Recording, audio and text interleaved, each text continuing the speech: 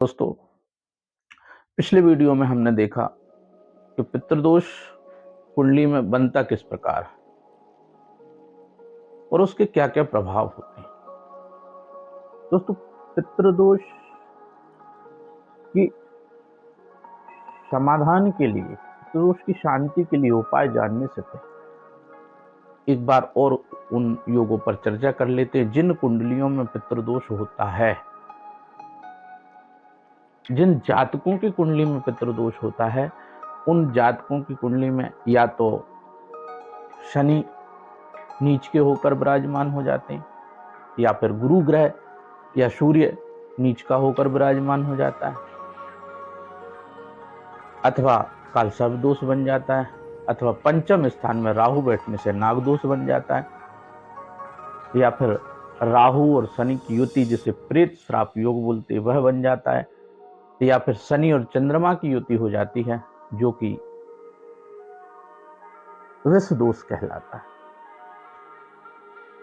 इस प्रकार जिन जातकों की कुंडली में ये योग होते हैं उन जातकों को पितृदोष कुंडली के माध्यम से हम कह सकते हैं। पर जीवन में बार बार परेशानियां आती तब भी हम एक बार पितृदोष की ओर विचार करें, क्योंकि जिन जातकों की कुंडली में पितृदोष होता है, जिन परिवारों में पितृदोष होता है, उन परिवारों की संतान है वो जातक जीवन में कभी प्रगति नहीं कर पाते। यदि बहुत अच्छा समय चल रहा होता है, प्रगति चल रही होती, धन है, दौलत है, यश है, वैभव है, मान सम्मान सब कुछ प्राप्त कर लिया, तब अचानक से यदि इन परिवारों में संकट का पहाड़ टूट पड़े, व्यापार नष्ट हो जाए, आमदनी के मार्ग बंद हो जाएं, अपमान की स्थिति बनने लगे, कोर्ट कचहरी होने लगे, परिवार में विवाद होने लगे, घर छोड़ने की नौबत आ जाए, कर्जा इतना बढ़ जाए कि सब कुछ घर बार तक बिकने की स्थिति आ जाए, मानसिक बीमारियां होने लगे, कोई पागलपन की स्थिति तक मानसिक रूप से बीमार हो जाए, अथवा इन्हीं परिवारों में कोई व्यक्ति इतना सोचे, इतना विचार करे, चारों तरफ से रास्ते बंद हो जाएं कि वो आत्महत्या करने के लिए विचार करने लगे। ऐसा भी इस पितृदोष के प्रभाव के रूप में देखा गया। ऐसे कई जातक हैं जो कि या तो मानसिक रूप से पागल हो गए या उनको ऐसा लगने लगा कि हमारे आसपास कोई है। ऐसे जातक परेशान होते हैं, चारों तरफ से रास्ता बंद होता है, रोजी रोटी भोजन की व्यवस्था तक बंद हो जाती है, व्यापार नष्ट हो जाता है, धन दौलत डूब जाती है, बर्बाद हो जाता है, सब कुछ अपमान की स्थिति बनने लगती। फिर वे क्या करते हैं, यहाँ वहां जाकर चक्कर लगाने लगते हैं। कई लोगों के पास जाते, उनको कोई बोल देता है कि तुम्हें किसी ने बांध दिया, तुम्हारे किसी ऊपर किसी ने जादू टोना कर दिया, तुम्हारे शत्रु तुम्हें बर्बाद कर देना चाहते हैं। ऐसे कई प्रकार के फिर वे पूजन पाठ आदि आदि उपाय करते हैं, जिनको करने से उन्हें कोई लाभ प्राप्त नहीं हो पाता।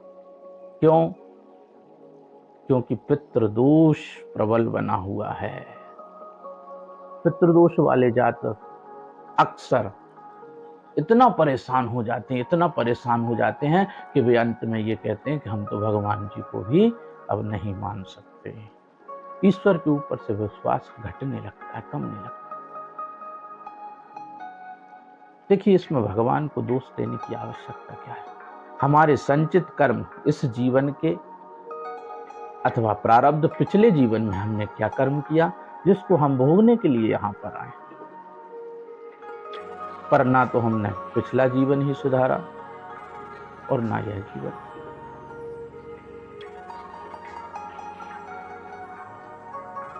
जब हम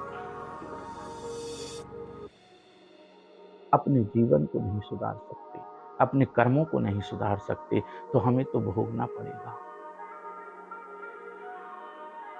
अब बात आती है कि पितृदोष है, इस प्रकार से पता भी चल रहा है। जातक या तो ये जानने लगते हैं, ये मानने लगते हैं कि हमें दुश्मनों ने हमारे ऊपर कोई जादू टोना कर दिया, कोई तंत्र क्रिया कर दी। कई जातकों को ऐसा लगता है कि हमारे चिढ़ने वाले हमारे शत्रु हमें सब परेशान कर रहे हैं, पर ये सब कुछ नहीं होता। पितृदोष के कारण हम परेशान बने हुए हैं। पूजन कितना भी करें हम, पर पितृदोष यदि है तो हमारे कुल देवी देवता, कुल देवता का दोष भी बन जाता है। दूसरा सवाल ये आता है कि जातक ये कहते हैं कि हमें तो अब किसी पे विश्वास नहीं है, इसलिए हम भगवान का पूजन पाठ बंद कर रहे हैं। कर दीजिए, आप कर देंगे उससे क्या सब कुछ ठीक हो जाएगा? कुछ नहीं होने वाला। जब तक आप अपने पितरों की मुक्ति के लिए क्रिया नहीं कर देते, तब तक कोई रास्ता नहीं है, कोई दूसरा रास्ता है ही नहीं। आप कुछ भी करें, पर पितृ मुक्ति की क्रिया करना बहुत जरूरी है। ऐसे जातक जब बहुत हैरान होते, बहुत परेशान होते, यहाँ वहाँ कई दरबारों के चक्कर लगाते, समाधान नहीं मिल पाता, मैं कहता हूँ एक बार पितृदोष की शांति करा के देख लीजिए। हो सकता है आपकी सभी समस्याओं का समाधान हो जाए। पितृदोष वाले जातक जब बहुत परेशान हो जाते हैं, जब उनकी जातकों की कुंडली को देखा जाता है, तब उनको यह बतलाया जाए या जब पता करें किसी ज्योतिषी के पास जाकर, तो उन्हें पता चलेगा कि इसमें दोष बना। हाँ, आपने कोई गलत कर्म नहीं किया, पर प्रारब्ध भोगने के लिए आप आए हैं। फिर एक समस्या, एक और बड़ा सवाल आता है कि भैया हम 5 लोग थे, हम 5 भाई हैं, हमारे दादाजी इतने भाई थे, पर मैं ही क्यों हैरान हूँ, परेशान। तो मैं बता दूं कि पितृदोष जिन भी जातकों को होता है, जिन परिवारों में होता है, उस परिवार के जातकों की कुंडली में जब राहु की दशा आती है, केतु की दशा आती है, महादशा, प्रत्यांतर दशा अथवा सूक्ष्म दशा, राहु की आए, केतु की दशा आए अथवा शनिदेव की दशा आए, राहु, केतु और शनि की दशा के साथ साथ यदि कोई ग्रह नीच का बैठा हुआ है, नीच का होकर बैठा हुआ है, उस ग्रह की दशा आए, तब ही जीवन में उन जातकों को पितृदोष के परिणाम भोगने पड़ते हैं।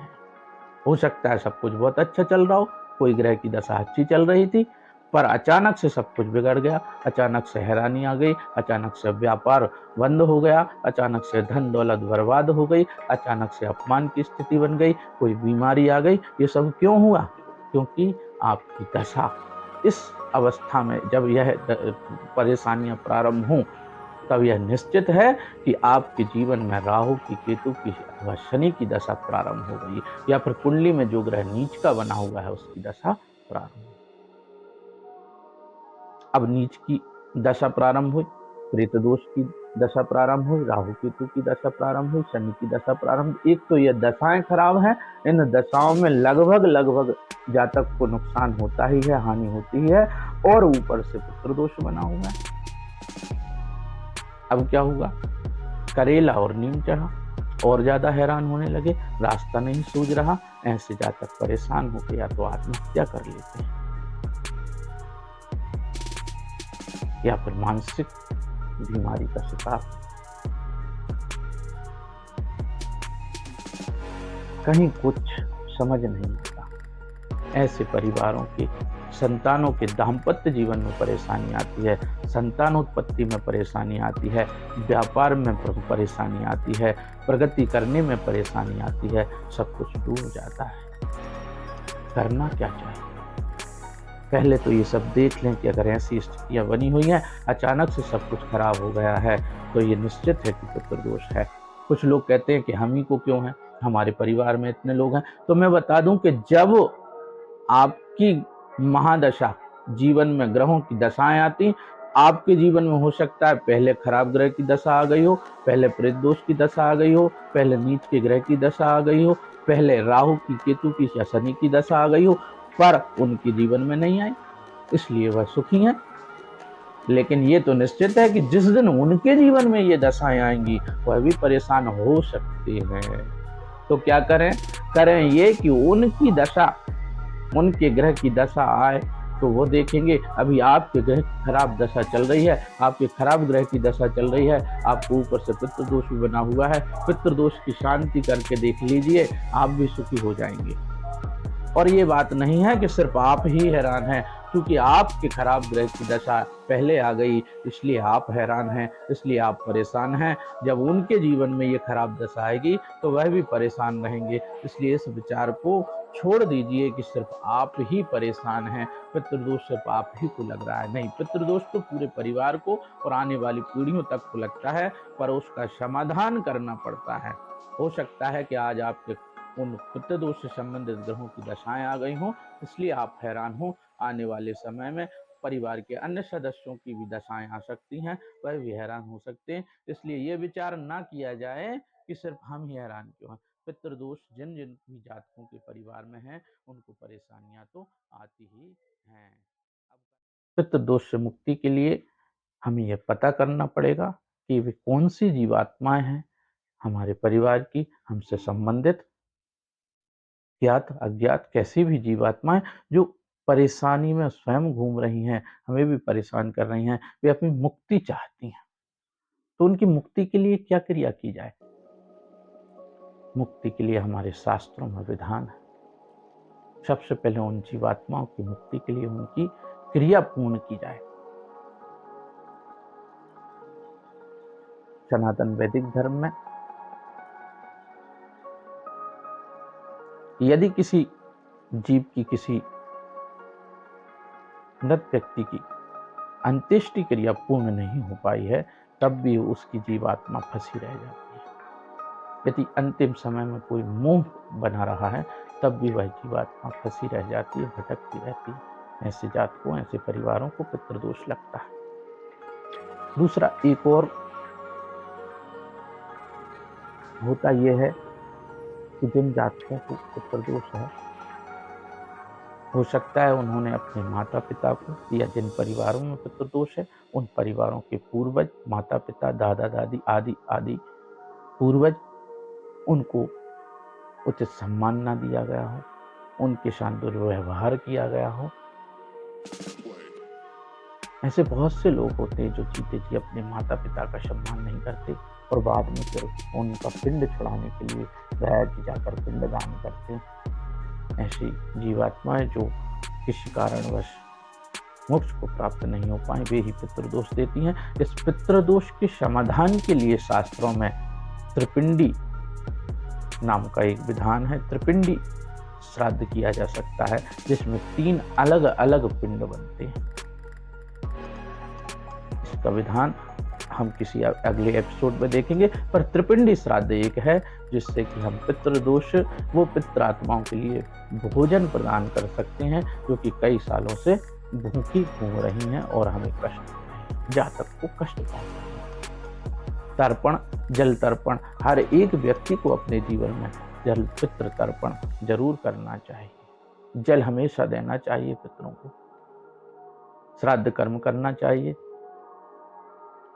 त्रिपिंडी के बाद दूसरा विधान हमारे शास्त्रों में वर्णन है नारायण बलि क्रिया। नारायण बलि क्रिया एक बहुत बड़ी प्रक्रिया है, जिसे 3 दिवस में संपन्न किया जाता है। अगर 3 दिवस में नहीं कर रहे हैं तो एक ही दिन 3 दिवस की क्रियाएं अलग अलग क्रम से की जा सकती हैं। इस नारायण बलि क्रिया के द्वारा उन जीवात्माओं को बुलाकर मंत्रोच्चारण के द्वारा उनको आवाहन किया जाता है और उसमें उन्हें भोजन प्रदान किया जाता है तथा मुक्ति के लिए उनसे प्रार्थना। दूसरा विधान है नारायण बलि क्रिया। तीसरा विधान है नाग बलि क्रिया। इसका वर्णन भी शास्त्रों में है, पर हमारे यहाँ बहुत से लोगों को इसकी जानकारी नहीं है, या फिर बहुत कम लोगों को इसकी जानकारी होने की वजह से यह तीसरा विधान बहुत कम लोग कराते हैं, पर शास्त्रों में वर्णन है। यहाँ पर नाग बलि, यहाँ लिखा हुआ है नाग बलि क्रिया के द्वारा भी पितृदोष की शांति कर सकते हैं। ये पितृदोष शांति कारण और समाधान इस पुस्तक में यहाँ लिखा हुआ है। नारायण बलि क्रिया, नाग बलि क्रिया और त्रिपिंडी क्रिया के द्वारा हम पितृदोष की शांति कर सकते हैं। आगे शास्त्रों में वर्णन है।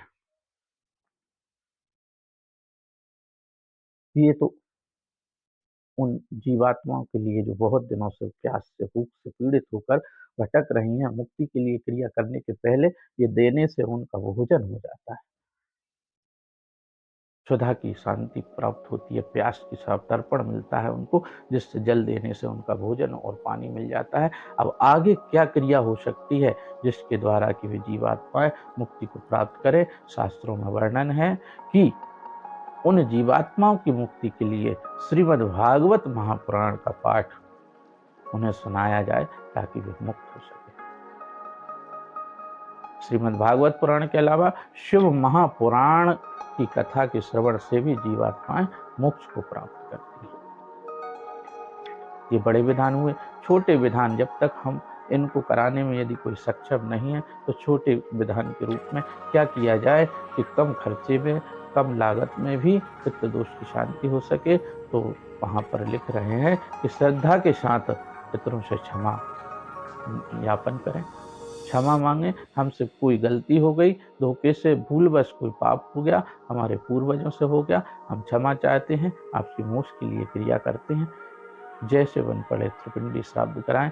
शिव जी का अभिषेक, शिव रुद्राभिषेक से भी पितृदोष की शांति, पितृदोष में आराम मिलता है। आगे दक्षिण दिशा में तेल का दीपक रख के भी आप पितृदोष की शांति के लिए अपने पितरों से प्रार्थना कर सकते। दक्षिण दिशा पितरों की दिशा होगी।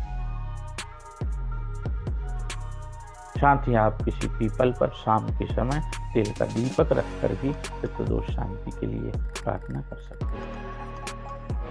शिव जी पर प्रतिदिन 1 लोटा जल चढ़ाने से भी पितृदोष संबंधी समस्याओं में समाधान मिलता है।